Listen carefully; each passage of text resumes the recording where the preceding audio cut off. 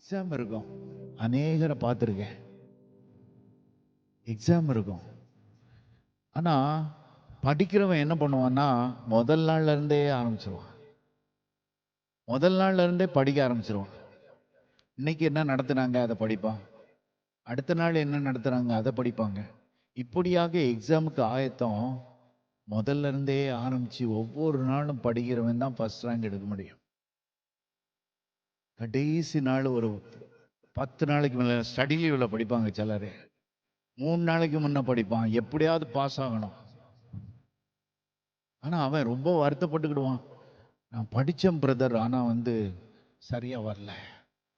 கொஸ்டின்லாம் அப்படியே out of போர்ஷனில் கொடுத்துட்டாங்க, ஏதாவது ஒன்று சொல்லுவான். அதை போலவே நாம் கூட ஆண்டவர் அந்த நேரத்தில் குறை சொல்லவே முடியாது. ஒவ்வொரு நாளும் ஆண்டவர் கொடுத்த நேரத்தை ஆண்டவருக்கென்று பிரயோஜனப்படுத்து. அநேக பேச்சுகள் இருக்கும், போனை பிடிச்சா பேசிக்கொண்டே இருப்பீங்க.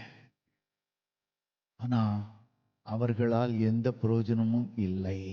நம்ம யார்கிட்ட ஃபோன் பண்றோமோ அவர்களால் நமக்கு எந்த பிரயோஜனமும் இருக்க போவதில்லை. ஏன்னா மனுஷன் என்னைக்கும் மாறுவான், மனுஷி மாறிடுவான்.